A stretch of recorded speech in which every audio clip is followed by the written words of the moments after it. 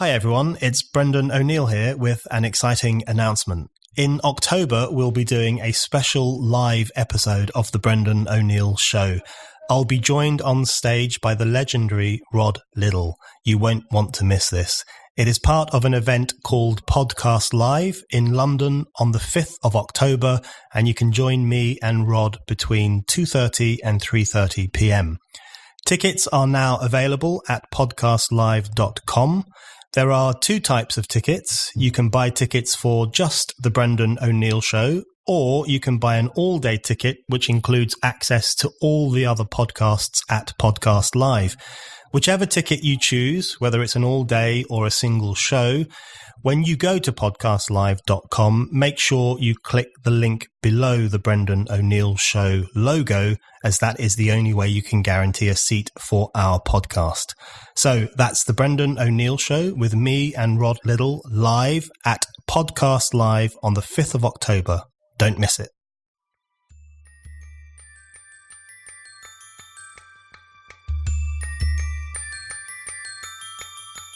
There are some people on the left who have basically taken a right-wing view that certain communities have to be kowtowed to regardless of what their stand is. People on the left will call out racism in the LGBT plus community.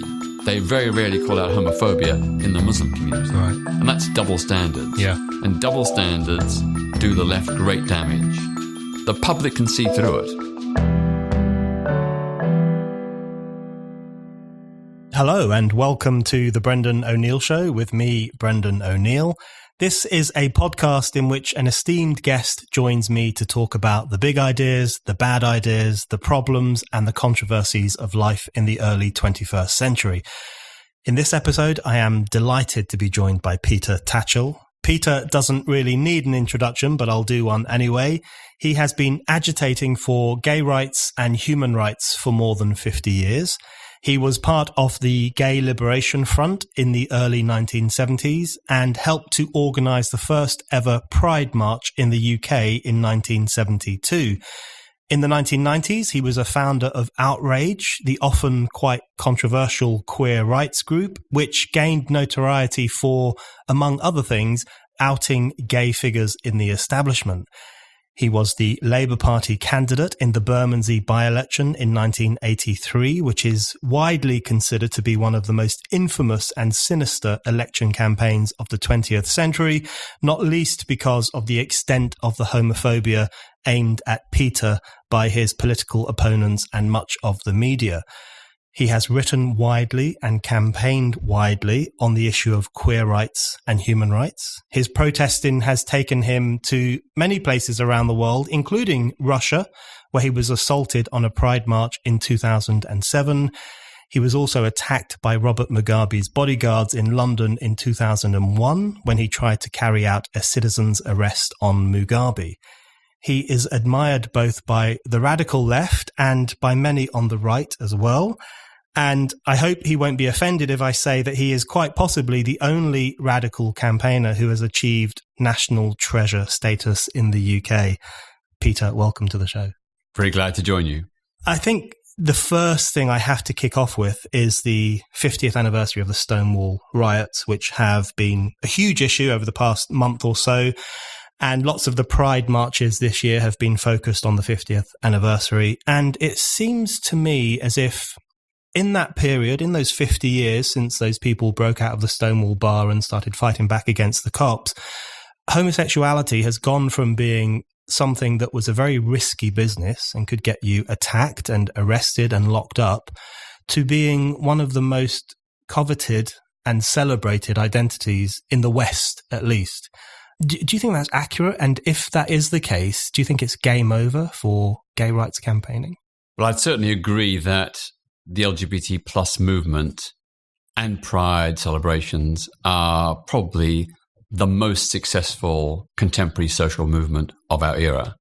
We have gone, as you said, from the margins to the mainstream, from pariah status to inclusion at all levels of society. All within the space of 50 years. When you think about it, here in Britain, until 1999, Britain had by volume the largest number of anti-gay laws of any country in the world, some of them dating back centuries. Yet 2 decades later, we have some of the best laws. Now, I can't think of any social movement anywhere in the world that's achieved such a scale of legal reform in such a short period. And you think about the pride flag, the rainbow flag, it's ubiquitous all over the world. It's probably the single most recognizable flag globally today. In terms of movements and pride parades, the LGBT movement exists in almost every country, sometimes, of course, covertly because of the risk of state repression and mob violence.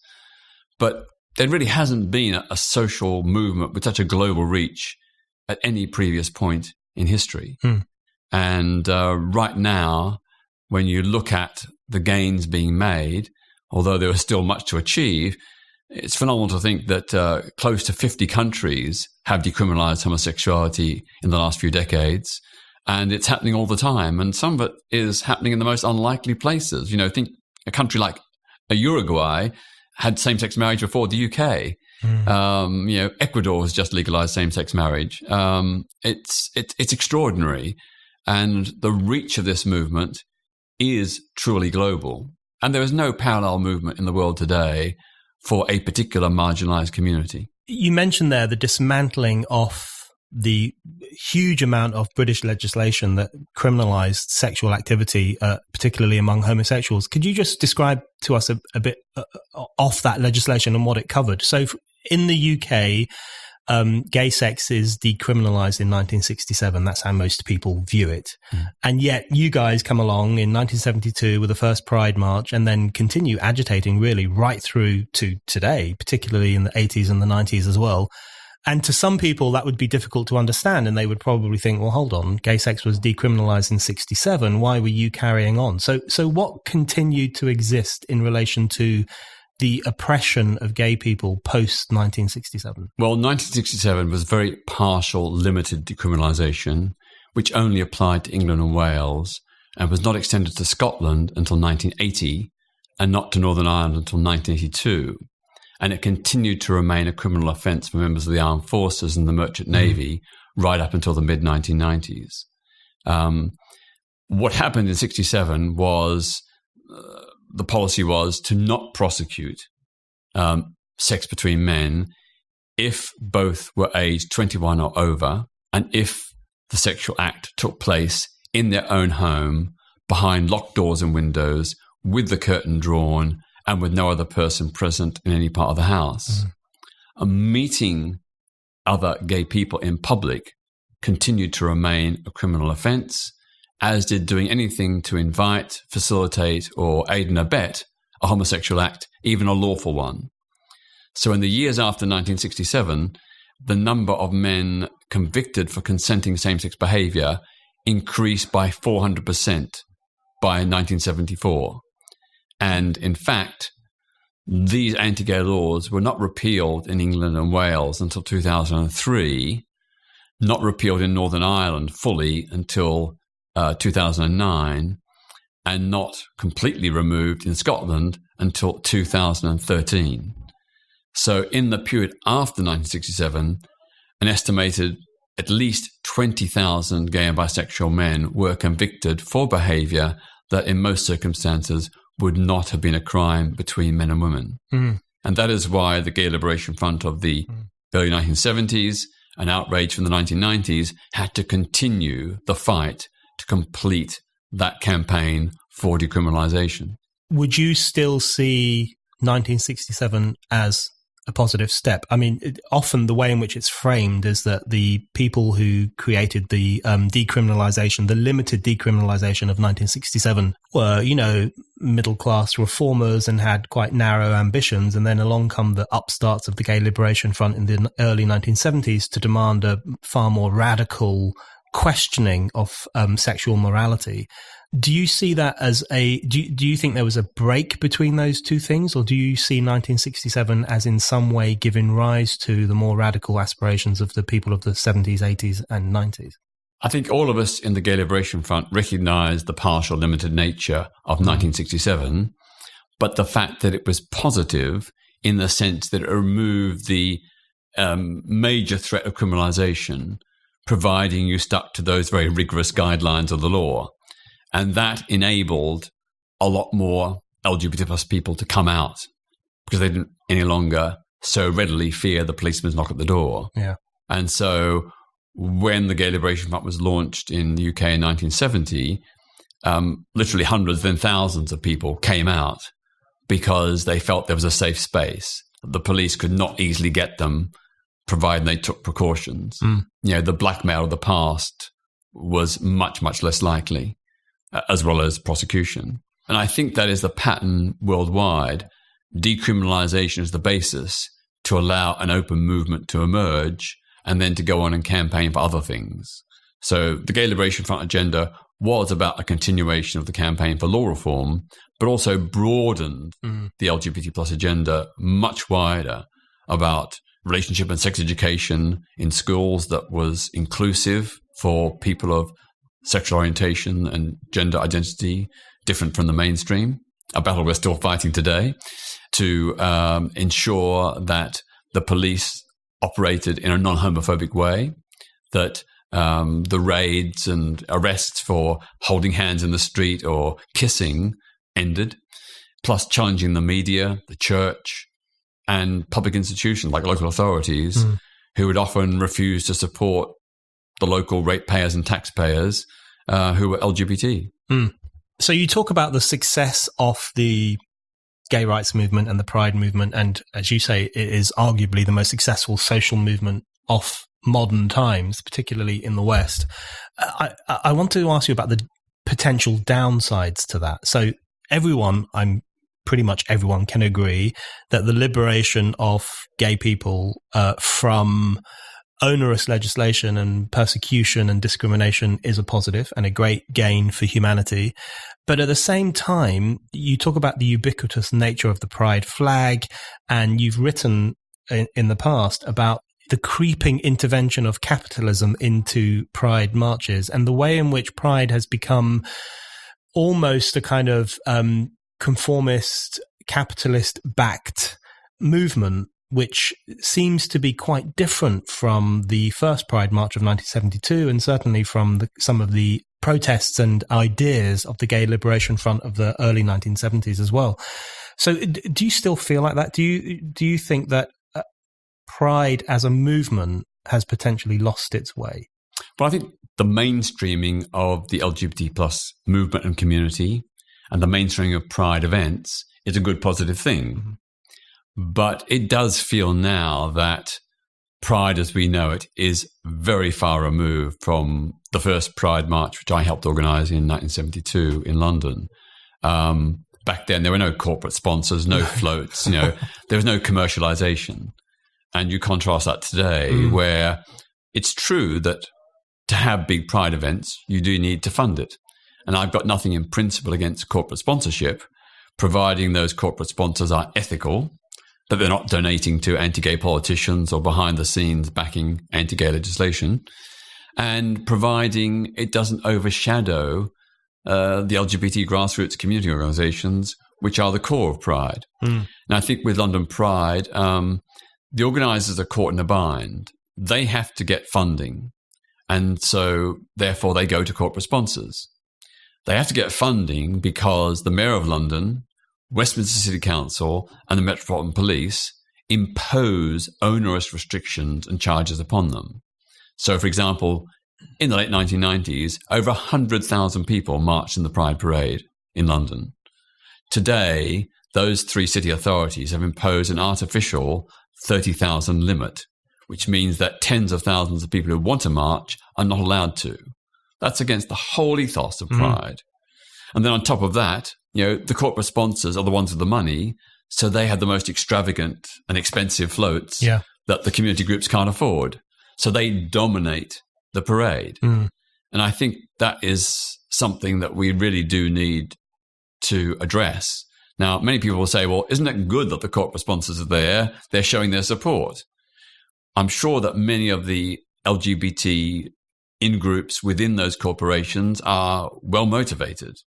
But I think their corporate bosses probably do support Pride, but they also see it as a great marketing opportunity. Yeah. The research shows that LGBT plus consumers are trendsetters, that if you can make an impact in the LGBT plus community, your product will zing forward.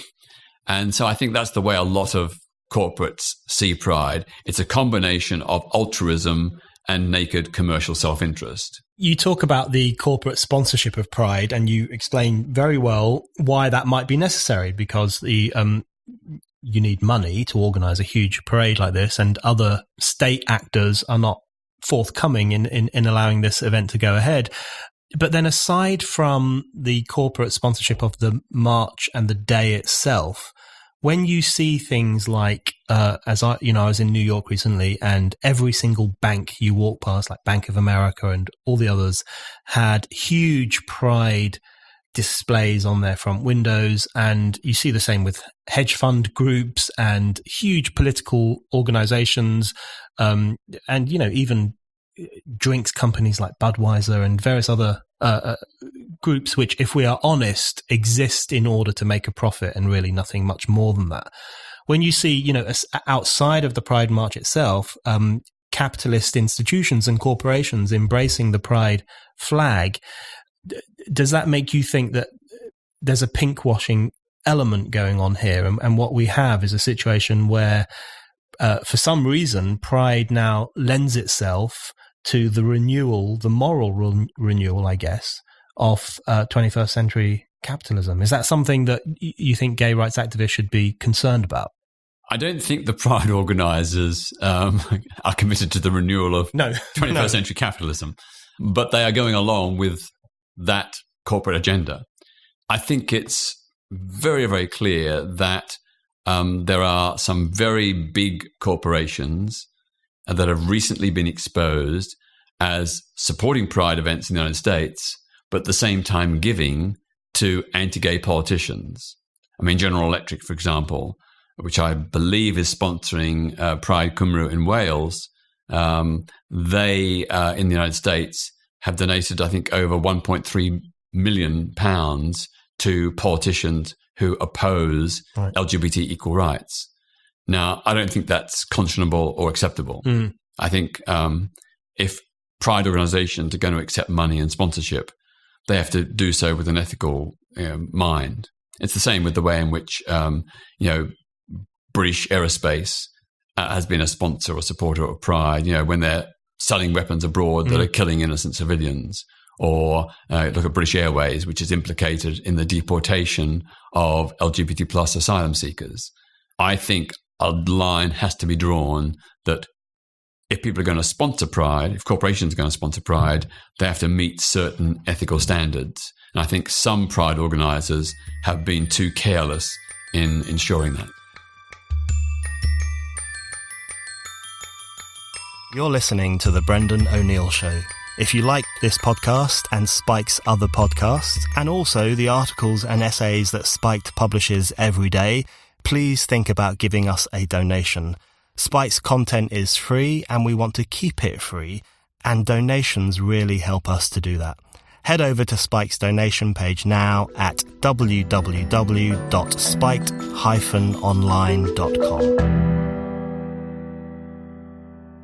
I want to ask you about the broader shift, as I see it, and I think you and others do as well, a broader shift in relation to gay politics from liberation to equality. Now, we can all agree that liberation and equality are pretty good things, but there has been a palpable shift away from the Gay Liberation Front, which, as its name suggests, was about demanding freedom, liberation, autonomy, the right to live as you pleased without the persecution of the moral majority, towards a culture in which gay rights activism seems to be almost singularly devoted to equality, and often within the institutions that already exist. For example, the institution of marriage, or the institution of work in corporations, or whatever else it might be. So one thing that you wrote about the Gay Liberation Front was that it was a glorious, enthusiastic, and often chaotic mix of anarchists, hippies, left-wingers, feminists, liberals, and counterculturalists.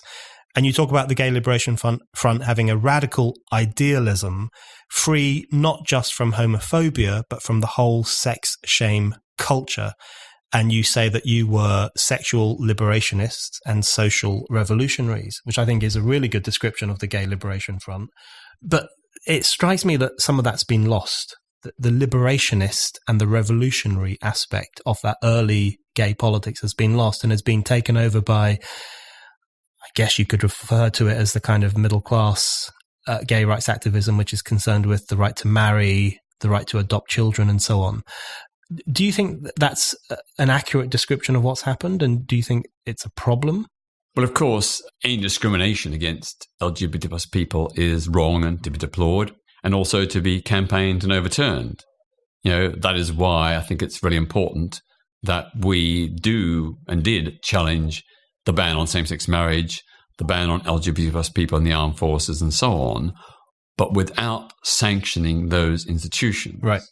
So the Gay Liberation Front held, and I still hold today, the view that we need a critical, skeptical, discerning attitude towards the laws, the values, and institutions of mainstream society. Whereas most LGBT plus organizations today seem to say, well, whatever straights have got, we want too. Right. But there's no critique of what straight people have. And the fact that straight people themselves may not have a good deal on some issues, like, for example, relationship and sex education in schools. Of course, we want it to be LGBT plus inclusive, but let's recognize that certainly until very recently, and perhaps even now, it ain't that brilliant for straight kids either. So I've never really been a great enthusiast of gay-specific legislation. I've always felt that we should try and reframe or reposition LGBT plus issues within the context of a broader human rights agenda in ways that can create a community of interest between LGBT people and those who are straight and cisgender as well. And in the process, build a stronger, broader alliance. But the essence of what you're saying is absolutely true.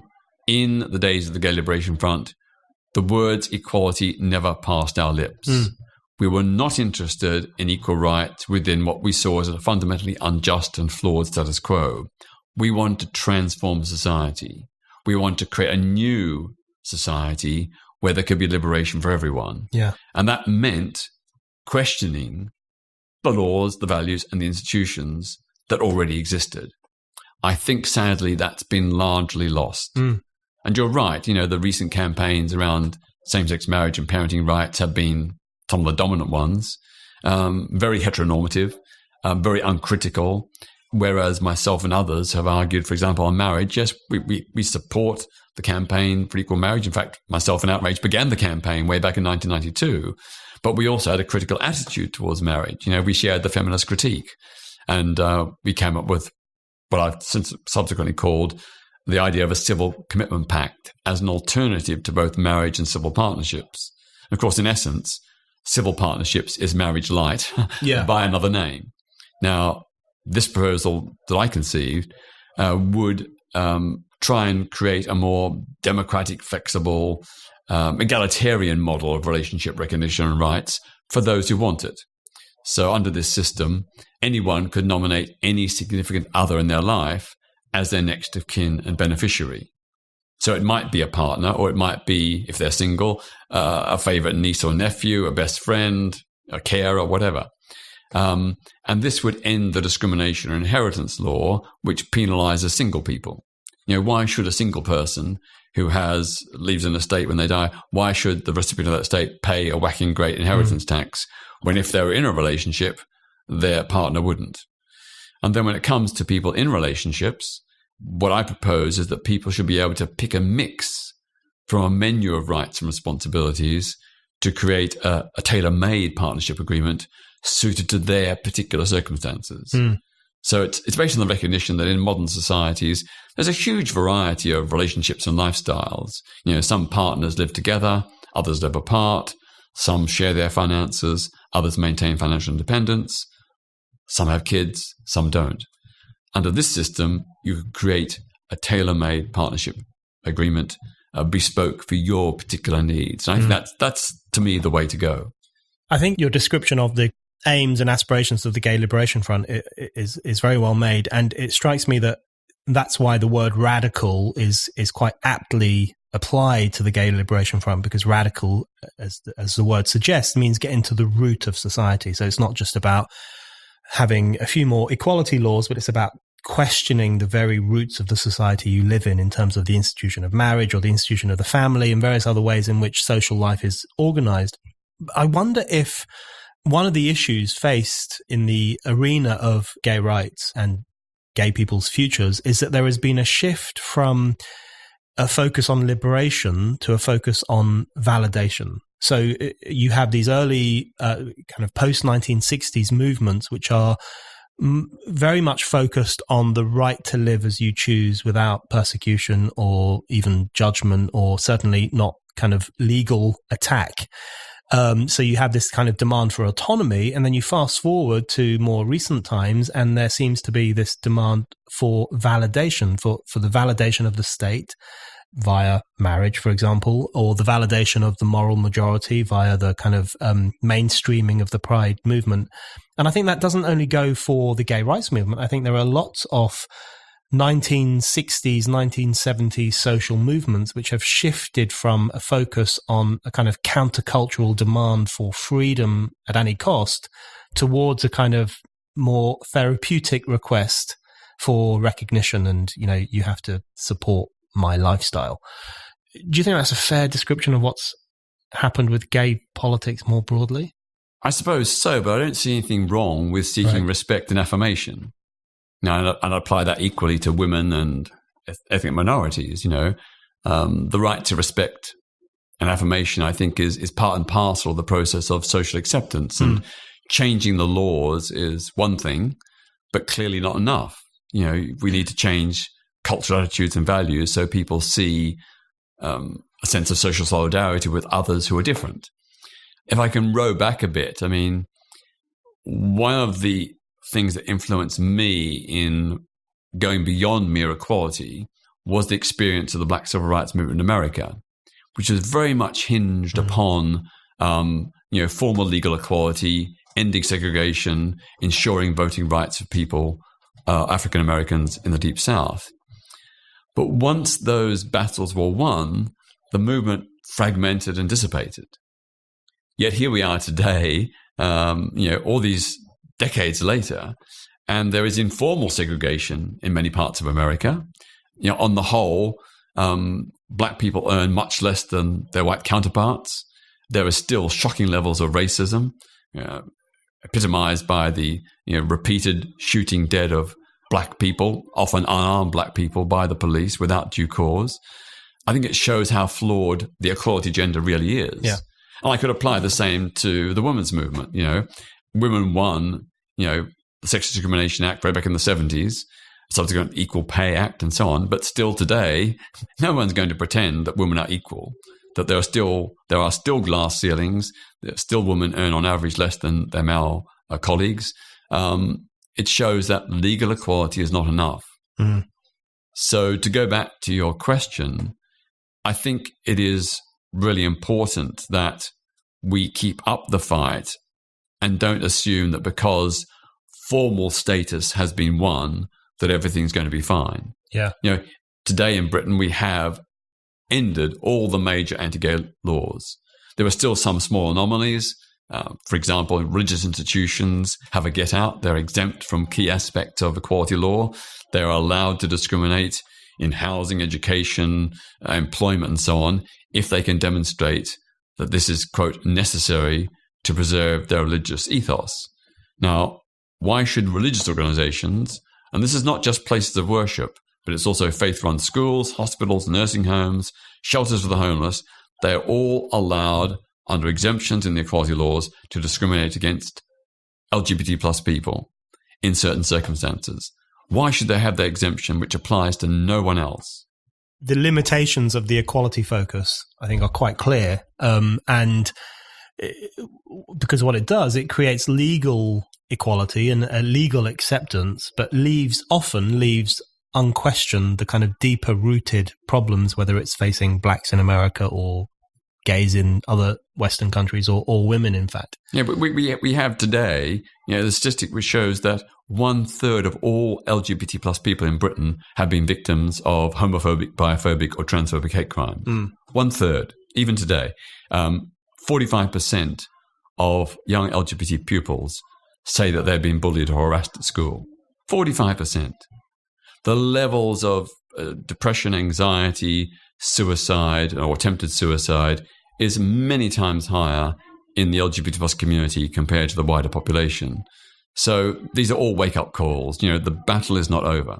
I wanted to ask you just on the question of the changing nature of gay rights campaigning. I wanted to ask you if you could give us a bit of a taste of what it might have been like in the early 1970s in particular, because you describe how gay people today still face certain problems, of course, but I think it would be difficult for many people today to imagine how hard it was in 1972 or 1973 or 1974 to, for gay men to take to the streets dressed as nuns, for example, which one wing of the Gay Liberation Front did, or to, parade that kind of sexuality pride, which is now something that we take for granted, that people will do that every year and that corporates will sponsor them as they do it.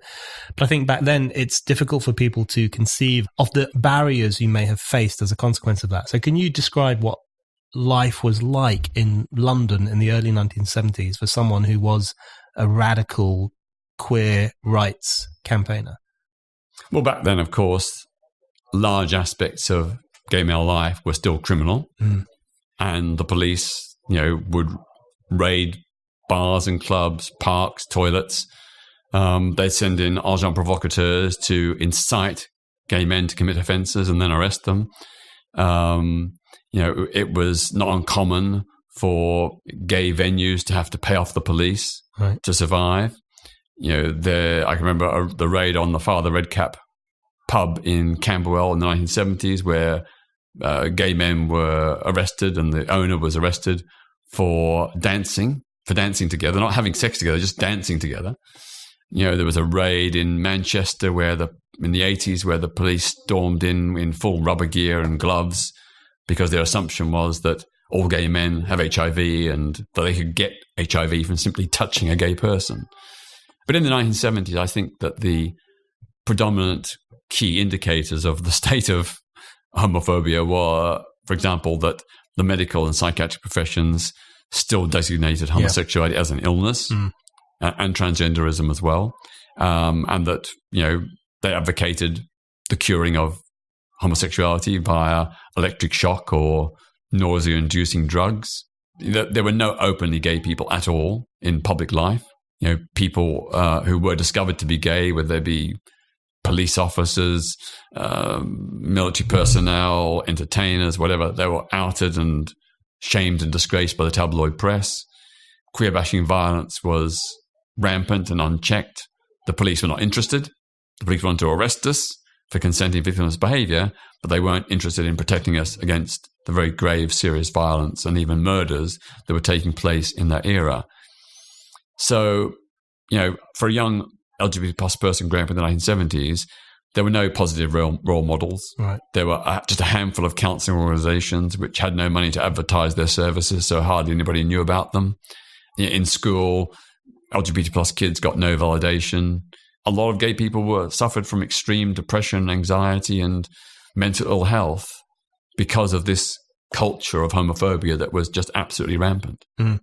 You mentioned there one of the most shocking things to modern audiences about the treatment of homosexuality in the early 1970s, which was the idea that it was an illness, a mental illness, and I think it was categorized as such until 1972 by the American Diagnostic 73, which a lot of people will kind of find quite alarming. But one thing that brings me on to another issue that I wanted to ask you about, which is an issue on which I think you may have. Can I just explain to people what actually was involved? Please do. So it's almost incredible to believe that right up until the mid-1970s in the UK, there were leading psychiatrists and medical practitioners who advocated electric shock aversion therapy to cure homosexuality. This therapy involves strapping a gay man into a chair, wiring him up with electrodes, and then showing him images of naked or partially clothed men and giving him electric shocks. The theory was that this would create an aversion to same-sex desire. Of course, it was complete bonkers, but it was also scarily reminiscent of the Nazi program for the eradication of homosexuality. And this was being funded by the British taxpayer on the National Health Service. It's an absolute scandal. And you think about it, these methods were advocated by leading psychiatrists and psychologists such as Professor Hans Eysenck, who was in the early 1970s one of the world's most famous psychologists. He saw nothing wrong with saying that gay and bisexual men should be subjected to these barbaric, inhumane methods, which did not work, but often made gay and bisexual men impotent and unable to have sexual or emotional relationships. That is fascinating and deeply disturbing. And nothing like that happens now in the West, which is great. Everyone agrees that's great. But there's one thing I wanted to ask you about, which is an issue on which I think you may have changed your mind or tempered your opinion to a certain extent, which is the contemporary idea of the gay gene, or the idea, the Lady Gaga view of that you are born this way. Because it does sometimes strike me that there is a similarity, not necessarily in outcome, but in intent, between those earlier views of homosexuality as a kind of ingrained thing that could be medicalized out of you or tortured out of you, and the more contemporary, trendy view of homosexuality as a genetic inheritance or a genetic trait. The idea that it's kind of hardwired into you from birth. Do you see, in the gay gene discussion, do you see a sense of fatalism amongst gay rights activists, maybe even a sense of defensiveness, as if they're saying, we can't help being like this, so please don't treat us too badly? Yeah, there is a sense of patronization and condescension about that view. Yeah. But in my opinion, it doesn't matter whether you're born or made gay. Gay people have human rights. Yeah. But having said that, you are right. I have tempered my view based on the scientific evidence. In the days of the Gay Liberation Front, I very much took the Freudian view that everybody's born with a bisexual potential. They may not realize it, but everybody has that potential within them, and that culture and nurture and peer pressure and so on are major, major factors. Since then, there's been a whole series of scientific projects which have suggested that genes or genetic inheritance probably accounts for about half of our sexual orientation, whether it be heterosexual or homosexual, and that hormonal influences in the womb are another very significant factor. So the evidence is very, very clear. On that basis, I would say that the major factors determining sexual orientation appear to be genetic and hormonal in the womb. But this still allows some degree of otherness or other explanations for some instances of homosexual or same-sex desire. You've previously said, and I think this is the view that you've tempered in the light of recent discoveries and arguments, that you've recently said that an influence is not the same as a cause, and therefore the fact that genes and hormonal activity influences sexuality doesn't mean it necessarily causes it. Or is not the total cause, or not the total or the whole cause. Yes. And it strikes me that there's almost a kind of taboo now against arguing that there might be some element of fluidity or flexibility, or worst of all, some element of choice within the realm of sexuality, which is not to argue that it's entirely a choice and you could switch it off by clicking your fingers. But it does strike me that there is this, the reliance on the gay gene argument seems to downplay entirely, in a way that is possibly counterproductive, the idea that there is a kind of a human consciousness element to sexuality. Would you agree? Well, I never make the argument, we're born this way, so leave us alone. Yeah. That's far too defensive and not factually true.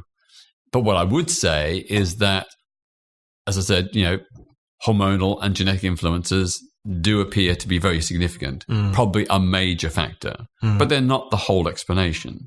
And at the end of the day, whether people choose to be gay or feel they're made gay, it's irrelevant to the human rights, dignity, and respect that LGBT plus people deserve. Yeah. Having said that, I think we can see some signs already that in a more enlightened liberal society, as homophobia declines, more and more people are open to experiencing same-sex desire. So the Observer poll has shown that I think it's roughly 23% of 16 to 24-year-olds have had a same-sex experience. And the same age demographic, when polled by YouGov more recently, we've found that 49% have said they would not describe themselves as 100% heterosexual. Right. So this does indicate a degree of openness, a degree of recognition that hetero and homo are not two mutually exclusive desires, and that probably a lot more people are or will be bisexual, at least for certain periods of their lives, if we continue to get rid of the vestiges of homophobic prejudice and discrimination. Yeah, which at least suggests that there is a social dynamic and a cultural dynamic and an individual dynamic alongside the other influences that you described. Yeah, absolutely. And I was thinking of the American actress Cynthia Nixon, who got into a huge amount of trouble when she said that the reason she's currently in a lesbian relationship and has been for quite a long time is because she chose to be in one, and she caused a huge amount of blowback. But I guess it differs for different people. Well, can I just respond to that? I mean, you could say that she didn't actually choose it, as in the sense of, she was 100% straight and then became lesbian. It goes back to the old Freudian idea, for all his faults, Freud's argument about the constitutional bisexuality of all human beings. That, I think, is probably the underlying basis of these social and cultural changes. It's not that people can switch sexual orientations like snapping their fingers. It's that a lot of people, many more people than we have previously suspected, have these desires within them, both LGBT and straight. And that in the right socially accepting atmosphere, more people come to recognize that and perhaps act upon it. I want to ask you about two things now. You've never shied away from controversy, or certainly you've accidentally found yourself embroiled in controversy. And not accidentally. No, not always accidentally. Quite deliberately. And you have over the years, over the decades, invited quite a lot of flack and abuse and persecution as well. And I want to talk about two instances of that in particular.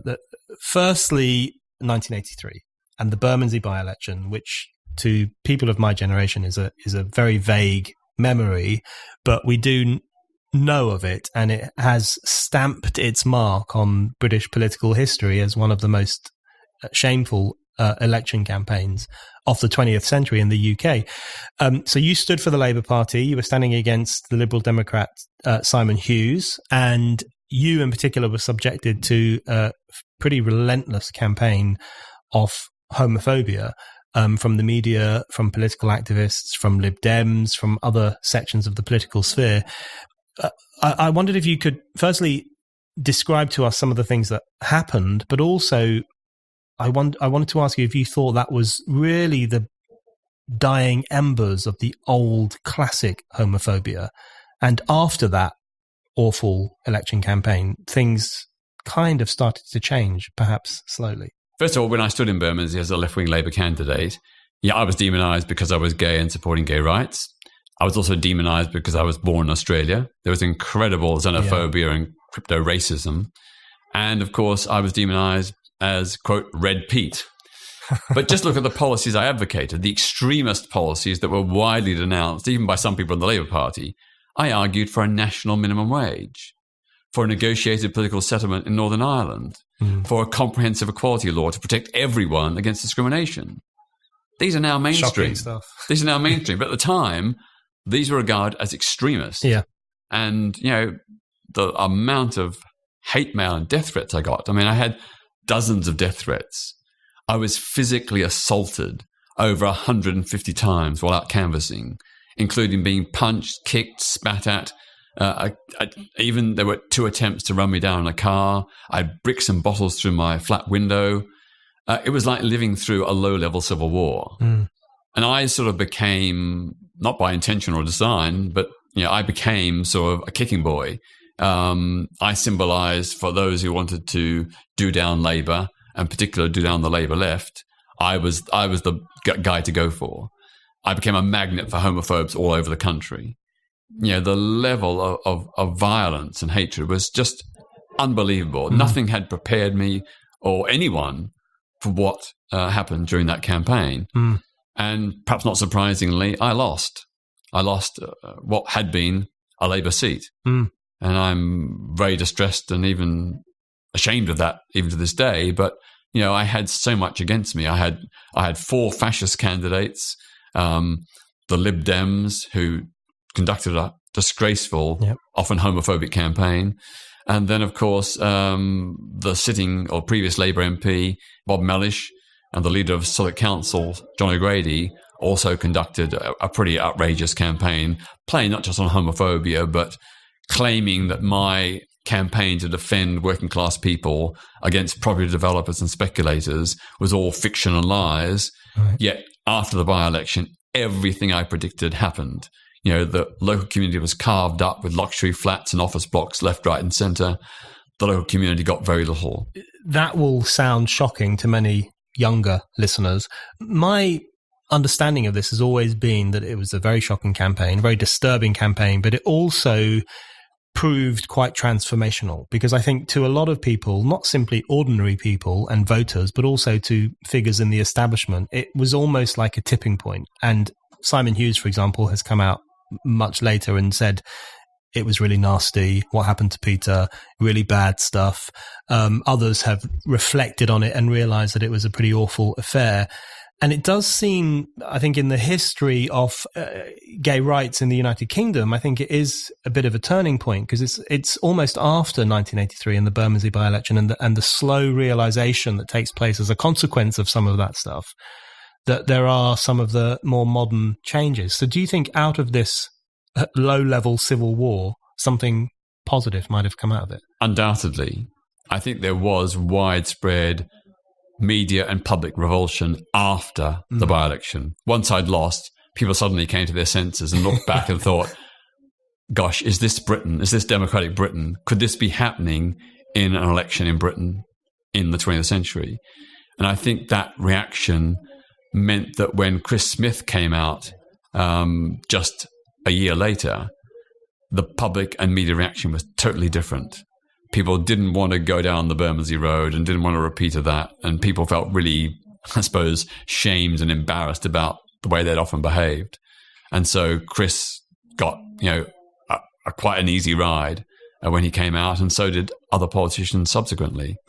So, yeah, I think it was a turning point. And, of course, it did prompt the Labour Party to eventually officially embrace LGBT equality for the very first time. And then I want to fast forward to the treatment of you as a controversial figure in more recent times. Now, thankfully, you haven't suffered anything like you did in 1983, but even among some sections of the left, and even among some sections of the identitarian left, you are still considered a controversial figure, although for different reasons. So, for example, there was the infamous case of a student union officer refusing to share a platform with you on the basis that you were racist and transphobic, and these kind of jumped up accusations. And when she was questioned, she couldn't provide a single jot of evidence. None at all. And then, of course, the fact that you have called out and criticised Jeremy Corbyn for associating with hardcore Islamists, and the fact that you have been one of the relatively small number of people who've tried to raise awareness about the issue of Islamist grooming gangs, for example, and the role that a kind of pretty rigid, homophobic, sexist, religious view can play in society, all those things mean that people often refer to you, wrongly, of course, as Islamophobic. So I wonder if there's a possibility that in the current climate, we're seeing a repeat of the intolerance that existed in the 1980s, but sometimes it's coming from those who would describe themselves as left-wing. You're right. I mean, it is quite scary and very depressing that there are some people on the left who have basically taken a right-wing view that, certain communities have to be kowtowed to regardless of what their stand is. And, we shouldn't generalize, obviously, about the Muslim community or any other community. But the fact is that levels of understanding and acceptance of LGBT rights are much less in that community, and LGBT plus Muslims are a marginalized and persecuted minority within their own community. That needs to be said. And I don't think that it's Islamophobic or anti-Muslim to call out that kind of injustice. To not call it out is to treat Muslim people with a condescending, patronizing view, infantilizing them as if they are not able to be, full-rounded, comprehensive human beings. Yeah, absolutely. And, I'm constantly shocked that women's rights campaigners, or some women's rights campaigners, very rarely speak out against the kinds of gross abuses of women in Muslim-majority countries, or indeed within sections of our own Muslim community in the UK. Yeah. Again, we're not demonizing all Muslims. We're not attacking Muslim people. We're attacking discrimination and prejudice, which is, very, very clear and very, very upfront. And, the left would never hesitate to call out the right if it was indulging in similar sort of behavior and excuses and, ideas and prejudices. But it seems to be that when minority communities engage in it, this is, a red line. And I would say the same thing about, LGBT plus people. If an LGBT plus person is racist or misogynistic, I'll call them out. Yeah. I won't say because they're LGBT, they're beyond criticism, or they should be given a free ride or a free pass because they're a persecuted minority. I'd say no. And, this is also another example. People on the left will call out racism in the LGBT plus community. They very rarely call out homophobia in the Muslim community. Right. And that's double standards. Yeah. And double standards, inconsistencies like that, do the left great damage. The public can see through it. And this is one of the reasons why the left is not as successful as it should be. Because, there are double standards. People will call out the United States for its, manifest crimes around the world, but less so Russia or Syria or Zimbabwe or whatever. I think that's very well put. And I think it's absolutely right that the prejudice is actually among those who refuse to criticize sections of the Muslim community, not the whole Muslim community, because they presume that they are too fragile or they need special treatment or they can't possibly cope with the same rigorous analysis and criticism that you would apply to every other community. That strikes me as a far more racist idea than criticizing bad behavior within sections of that community. I wanted to ask you whether this question and this issue has influenced your view of Jeremy Corbyn. So you were a supporter of Corbyn's leadership campaign in 2015. I think you're still generally supportive of Corbyn, but you have also criticized him for associating with, hard right Islamists and anti-Semitic forces. And do you think one of the problems on the left today is, I don't know, maybe they're so influenced by the oppression Olympics or this notion that, you can never possibly criticize non-white communities, that they end up associating with what we could call backward elements from those communities? I think there's a tendency on the left to be motivated globally or internationally by hatred of the United States and all it stands for. And a lot of that is totally justified. I share it. But you cannot base a progressive left-wing politics on anti-Americanism. And it leads many on the left to give a free pass to Russia, Iran, Assad, and in Syria, and so on. If you're a left-wing socialist and internationalist, you have to stand with oppressed people everywhere. And the idea that just because Iran might be under threat of attack doesn't mean to say you pull your punches when they jail 800 trade unionists in one single night, when they torture women's rights activists religious and ethnic minorities and LGBT plus people. These double standards just are to the discredit of the left. Yeah. And when it comes to Jeremy Corbyn, I mean, if the choice is between Boris Johnson and Jeremy Corbyn, it's a no-brainer. Jeremy Corbyn, absolutely. And I think his domestic program, it's not as radical as I would like, but it's in the right direction and it's going to improve things much. I think internationally, I think he has failed seriously on a number of issues. I mean, I was absolutely shocked that when Assad and Putin were bombing Aleppo, Jeremy Corbyn would not agree to go to Parliament to demand a vote on humanitarian aid of fuel, medicine, and food to the besieged civilians in Aleppo. That was just so shocking. And he'd been asked to do so by Syrian democratic and left-wingers. Now, if you can't provide, if you won't even take an active stand and try and get humanitarian aid to civilians under attack, I mean, how can you call yourself a socialist or an internationalist? Now, of course, he did make a tokenistic, statement about opposing the bombing, but he didn't actually do anything. And we measure politicians by what they do, not what they say. On Nicaragua, Jeremy Corbyn has spoken over 200 times in Parliament on Nicaragua. As far as I know, he's never once condemned the mass human rights abuses of the last 2 years under the Ortega regime, which is a total betrayal of... Ortega has totally betrayed the Sandinista revolution. Yep. He has become the oppressor of his own people. And for Jeremy Corbyn not to speak out is just unbelievable and appalling. On Venezuela, I supported many of the ideals that Chavez was working for and achieved. In the early days, lots of positive things were done. But very quickly, and certainly in recent years, that revolution has turned on its head. The Maduro regime is a clearly anti-working class regime, which is crushing the poor. Poor people are starving. They can't get medicine or food. They're leaving the country in millions. What kind of socialism is that? And of course, there's been the state violence, the political prisoners that are being held in Venezuela's jails, the shooting dead of peaceful protesters.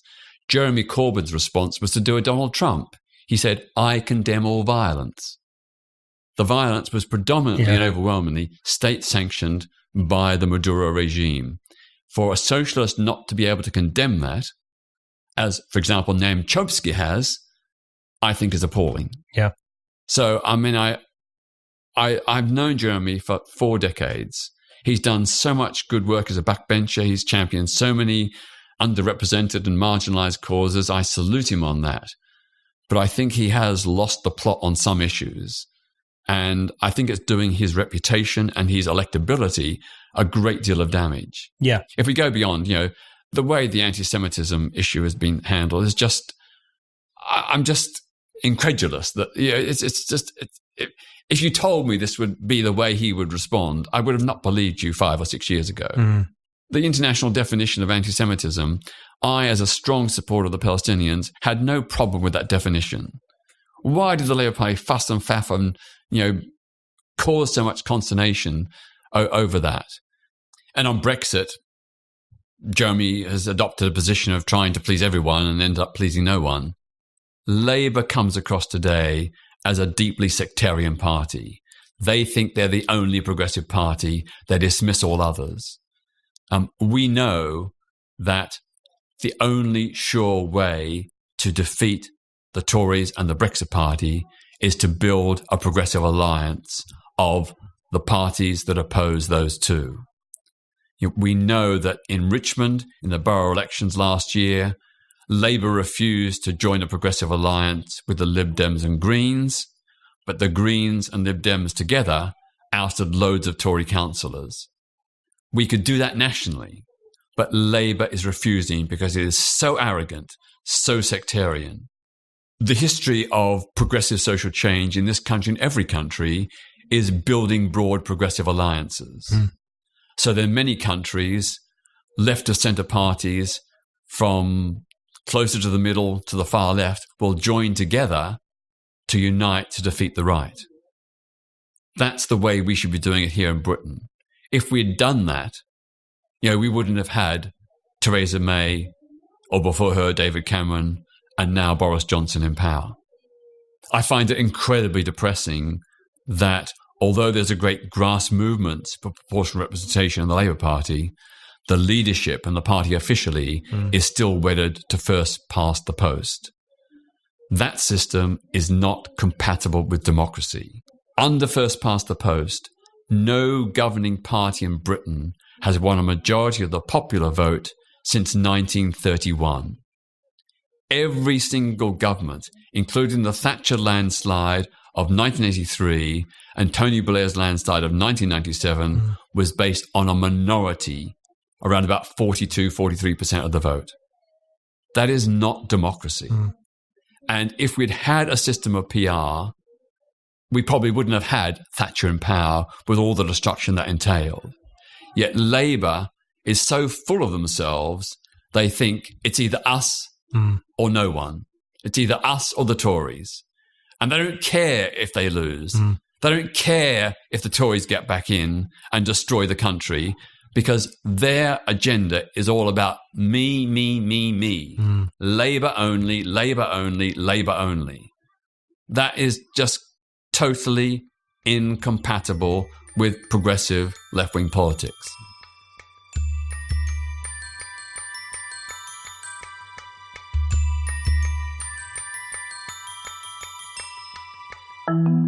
You're listening to The Brendan O'Neill Show. Subscribe now so that you never miss an episode. And it would be great if you could give us a rating and maybe even a review. That is a really good way to help new listeners discover the show.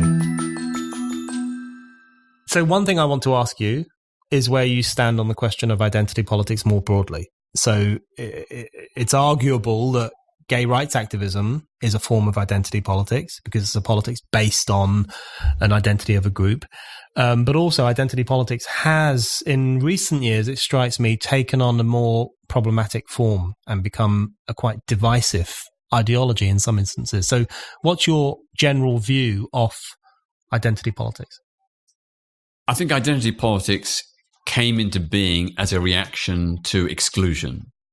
The fact that the rights of women, black people, LGBTs and others were not being addressed forced those communities to assert their own identity and their own claim for justice. So it was a necessary reaction to that exclusion from the mainstream political discourse. Where I think identity politics is in danger is the way in which it often results in the balkanization of the human rights movement, where each community is fighting their own isolated battle concerned solely with their agenda to the exclusion of all others. I want to see a coming together of identity politics with a politics that strives to advance our common humanity. And that means working together, showing solidarity, not fighting separate battles, but wherever possible, fighting joint battles for our common liberation. So on that issue, I wanted to ask you about one of the most controversial identity politics topics of our time, which is the issue of TERFs, so-called TERFs, trans exclusionary radical feminists, which sounds like a descriptive term, but is often a very pejorative term for feminists who don't accept that trans women are real women. And this gives rise to a whole lot of arguing and conflict and tension and protests, and in some cases even violence. I want to, you obviously are a long-standing supporter of transgender rights, one of the earliest supporters of transgender rights. But I wondered if you could tell us where you fall in that particular issue, the question of whether people who were born male ought to have the right to join, for example, an all-women shortlist in political campaigning, whether they should be able to take part in what were traditionally considered to be women's sports. I mean, I do think, following on from what you've just said about the balkanization, I do think this points to one of the most interesting and troublesome conflicts in the identity arena now. And I wonder how you would navigate that question. I think those who are critical of trans people have a very narrow, simplistic view of gender. They seem to reduce gender to genitals. And of course, gender is about much more than that. It's about genes and hormones. It's about the capacity for reproduction. It's about brain structures.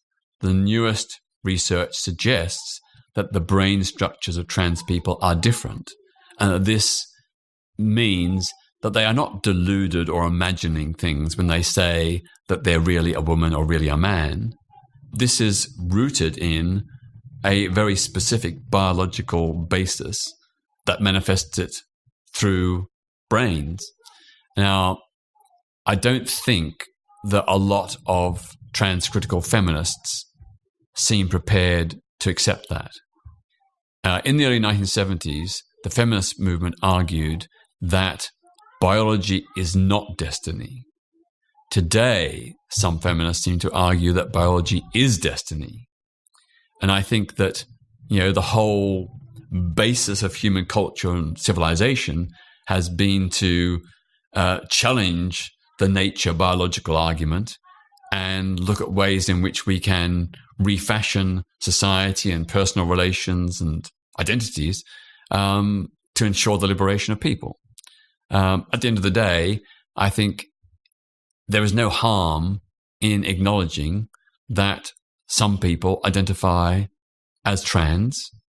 In the overall majority of cases, I believe that's totally sincere and genuine. I believe they deserve respect. And I don't see how that diminishes the rights of, what we might call biological women. At the end of the day, if you believe in a society where we all live and let live, then respecting difference, accepting difference, is a fundamental part of that. And given the small number of trans people there are in our society, I cannot see how they can possibly be a threat to the rights of women. Now, having said that, I understand that some women are concerned about the implications. So I've heard tell that, it'd be very wrong for a trans person to be in a women's group or a rape crisis group. But I've also met workers in those institutions who say they've accepted trans people for years and neither they nor their women clients have any problem. In the case of prisons, I totally agree that if a trans woman who was previously designated a man has a history of sexual or domestic violence against women, they should probably not be put in a women's prison or should be put in a special segregation unit. I don't think they should just be put in the prison like that, because even if they don't commit a crime against women, there are women in that prison who may well fear or be in fear that they might commit a crime. Now, of course, no one should be punished for what they might do, but I think it's reasonable to take steps to ensure that women are protected from potential predators or violent assailants. When it comes to, other issues, my starting point in this debate is to recognize that trans people face incredible levels of prejudice, discrimination, and violence, including murders, and that we have to do everything in our power to support that community and to stop the hatred that is visited upon them. That is the starting point. What depresses me is that many of the critics of the trans community come at it from an assumption that every trans person is a threat, that trans people are intrinsically violent or menacing, that they have to be quarantined and controlled, they have to be suppressed in order to protect women. I don't buy that for one moment. If you look at the concerns of some feminists about the potential violence or sexual assault that they might face from some trans women, first of all, it's a tiny, tiny, tiny minority. And to make a policy based upon the bad deeds of a handful is so wrong. We don't say that because some gay people are serial killers, that all gay people are a threat and menace to society and they should be quarantined and, kept away from the rest of the community. Mm-hmm. It depresses me that so many trans critical feminists seem to take that view that demonizes trans people in a way that they would never, ever dare about any other community. So my final question is on freedom of speech. One of the, which follows on, in fact, from some of the kind of identity politics discussions and the question of whether there are certain things you shouldn't say or certain things that should be censored in order to protect minority groups and so on. One of the most interesting pieces you've written recently was about the Ashes bakery controversy, where the bakery in Northern Ireland was threatened with punishment for refusing to make a cake for a same-sex wedding. And you wrote about changing your mind in relation to this case and recognizing the need for freedom of conscience, even for people with whom you would disagree and with whom many people would disagree. And you will know there have been numerous controversies in recent years on campuses where feminists who are apparently overly critical of Islam have been no-platformed. Trans-critical feminists have been no-platformed. Other people have been no-platformed for holding particular views. So I wondered, just as a final thought, if you could say what your view on freedom of speech is at the moment and why you would consider it, freedom of conscience and freedom of speech, to be pretty important things. First of all, let me say Ashes was not threatened with penalisation because they refused to bake a cake for a gay wedding. It was because they refused to put a message on the cake, support gay marriage. Yes. Right. So it was the idea, not the service for a particular individual. Ashes did not discriminate against anyone because of their sexuality. They did not refuse to serve Gareth Lee because he was gay. They simply refused to put that message on the cake because they disagree with it. Now, I disagree with them and wish they had put the message on the cake, but I think in a free society, no one should be compelled to support a message with which they disagree. In the same way, I would say that a gay baker should not be forced to make a cake with a message opposing same-sex marriage, or a Jewish printer should not be forced to publish a book advocating Holocaust denial, or a Muslim printer should not be forced to publish a book with the cartoons of Muhammad. I think this is an issue of freedom of expression and the right to not express views or help express views or facilitate views with which one has a conscientious objection. On the wider issue of free speech, I think it is obviously one of the most important and precious of all human rights. I mean, people went to prison and some were even executed for exercising their freedom of speech in centuries past. I think there are only 3 legitimate grounds for restricting free speech. First, if someone makes false, damaging allegations, such as that X is a paedophile, a rapist, a tax fraudster, or so on. Second, if they engage in threats, menaces, or harassment. And thirdly, if they incite violence. I think in those 3 instances, free speech can be legitimately limited, because if you allow it, it actually closes down free speech, because the people being targeted get intimidated and can no longer feel safe and comfortable participating in the public debate. But having said that, I don't think there's any right to not be offended. Causing offense, has been a hallmark of social advance. Some of the greatest minds in history have caused great offense. Galileo Galilei, Karl Marx, Sigmund Freud, Charles Darwin, Richard Dawkins. They've all caused offense. But thank heavens, in a free society, they've been able to have their voice heard, and we can accept or reject it. But I don't think we should say, just because you offended me, you should be shut down or criminalized. Peter Tatchell, thank you very much. Thank you.